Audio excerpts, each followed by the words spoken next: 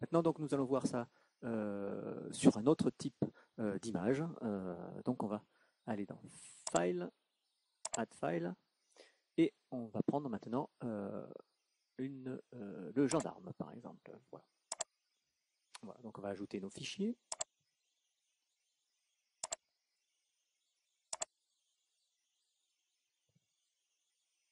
C'est arrivé, et nous allons lancer notre stack. Alors, avant ça, on va vérifier qu'au niveau des options, préférences, dans les settings des maps, on va revenir sur les presets de défaut,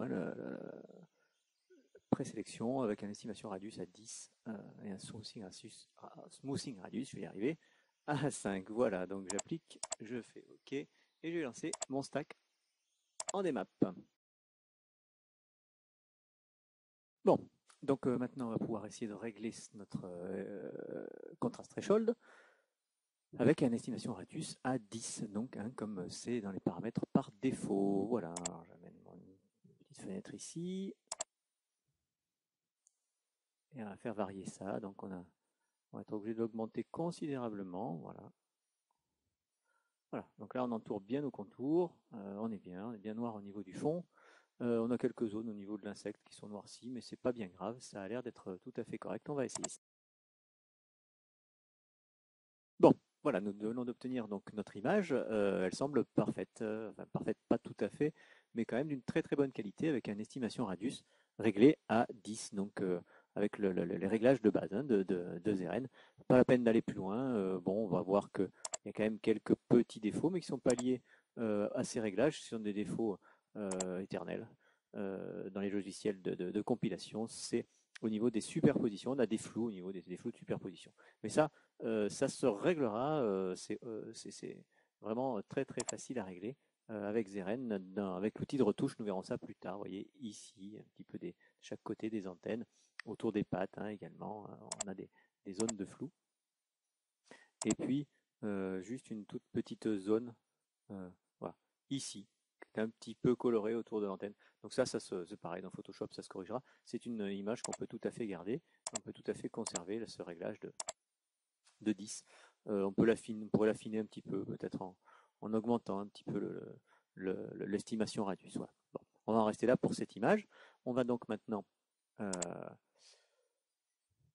fermer le projet. Voilà. Et on va ouvrir un autre. Voilà, alors je reviens à mon menu. Cette fois-ci, on va prendre la mouche.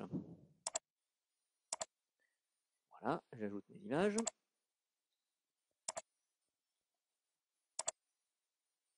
Qui sont là.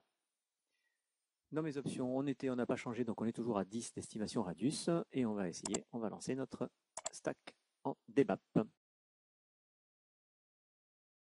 Notre début de stack est donc terminé. Et donc apparaît le menu du contrast threshold. Donc on va l'amener ici. On est toujours en estimation radius à 10, comme tout à l'heure. Et on va voir ce que ça donne. Donc là, je vais le baisser quand même sensiblement, parce que beaucoup de zones de l'insecte semblent noircies. Voilà. Voilà, pour essayer d'avoir le plus de détails possible au lieu des poils. On reste en noir ici, c'est pas bien grave. On a un contraste tour qui est bien défini. Et on va essayer ça comme ça, avec ce type avec ce réglage de contraste threshold. On obtient donc notre image avec un réglage de l'estimation radius à 10, comme tout à l'heure encore. Et on voit que là, ça va pas mal du tout non plus. On a une bonne définition au niveau des poils de la mouche. On va grossir un petit peu ça pour voir. Voilà. Donc les zones qui étaient noires sur notre insecte ici sont légèrement floues à certains endroits. Ici, on a des problèmes de superposition, mais on a quand même une définition. On sait qu'ici, il y avait beaucoup de noir. On a quand même une relativement bonne définition et c'est une image qui est tout à fait utilisable telle qu'elle. Le contour est vraiment très bon, donc aucun souci, il n'y a pas d'artefact, aucun problème. On peut utiliser ceci avec le réglage de départ de Zeren Stacker. Donc voilà. Bon, on voit toujours au niveau des poils des problèmes de superposition. On va le voir un peu plus nettement, à plus fort grossissement. Voilà. voyez qu'il y a du flou au niveau des poils. Ils ne sont pas définis, le poil doit venir à peu près jusque-là. Hein. Et donc ça se corrigera avec l'outil de retouche. Maintenant, on va voir un dernier fichier que je vais ouvrir immédiatement. Vous connaissez maintenant comment on fait un fichier sur une petite punaise. Voilà.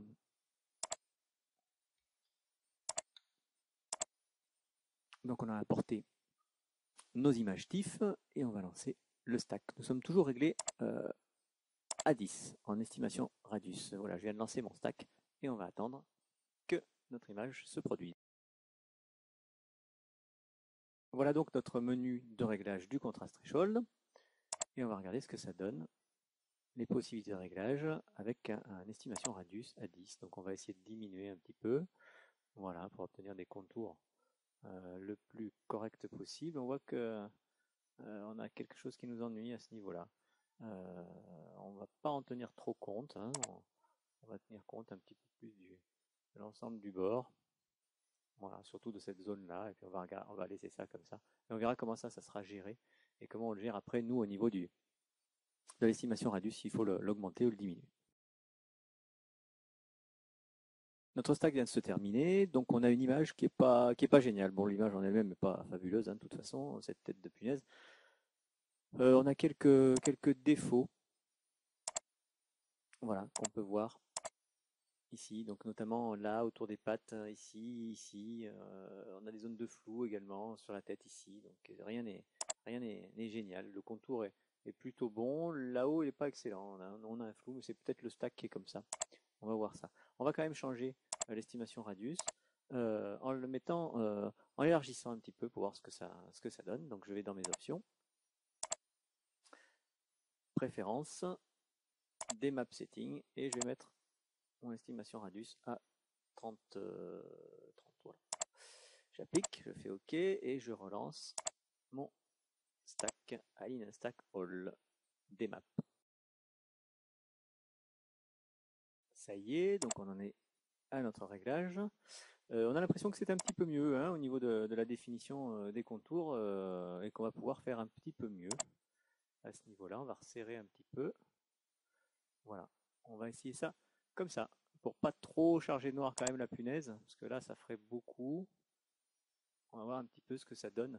On va dire comme ça. Voilà.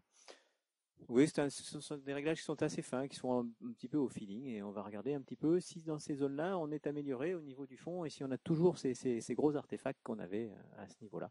Et puis ces zones de flou au niveau de la punaise qu'on avait beaucoup, on avait une zone de flou au niveau de l'œil. Allons-y pour voir ça. Voilà, notre image est apparue, donc on voit ici qu'elle est bien meilleure que ce que nous avions obtenu précédemment, hein. Je vais faire revenir celle qui en avait précédemment. Voilà, donc vous voyez qu'on avait des tas d'artefacts ici, qui n'étaient pas très bons, les contours n'étaient pas très bons, autour des yeux c'était pas bien défini, enfin ici c'était pas bon non plus. Je vais faire apparaître celle qu'on vient de faire, avec une estimation radius à 30, et là c'est bien meilleur, on a une image qui est bien définie au niveau de cette patte, au niveau de l'œil c'est mieux. Bon ici c'est un flou parce que le stack ne va pas au bout, donc c'est une erreur lors de la réalisation de la série. Mais c'est quand même bien meilleur, donc c'est une image qu'on va bien pouvoir exploiter, qu'on va pouvoir exploiter beaucoup plus facilement. On pourra corriger encore tous ces petits défauts de superposition qu'on a ici. Voilà. Donc vous voyez que lorsqu'on voit apparaître, lorsqu'on fait un premier test avec les valeurs par défaut de Zeren, d'estimation radius à 10, si on voit apparaître des artefacts colorés autour des contours, il ne faut pas hésiter à augmenter l'estimation radius. Des fois pas mal, c'est rare qu'on aille au-dessus. Moi je suis jamais allé au-dessus de 40, donc en allant aux alentours de 30, 35, éventuellement 40 si vraiment ça se passe pas bien, eh bien on obtient de meilleurs résultats. Par contre, on voit que dans certains cas le réglage de base de 10 est bon. Il m'est arrivé parfois de descendre à 7,5 ou à 5 également. C'est assez rare cependant. Voilà. Et ça se fait un peu, tout ça se fait un petit peu au feeling. C'est toujours un petit peu compliqué. Faut pas hésiter à aller à chercher, commencer par le réglage de base et puis ensuite à chercher pour pouvoir trouver le bon setting de l'estimation radius, parce que de lui dépend le bon réglage du contraste threshold. J'espère que vous l'aurez compris. Voilà. Donc, à vous maintenant d'essayer de régler pour obtenir une DMAP qui sera la meilleure possible afin que nous puissions, lors du prochain tutoriel, voir comment on corrige cette bonne DMAP grâce à la PMAX. Voilà, à bientôt.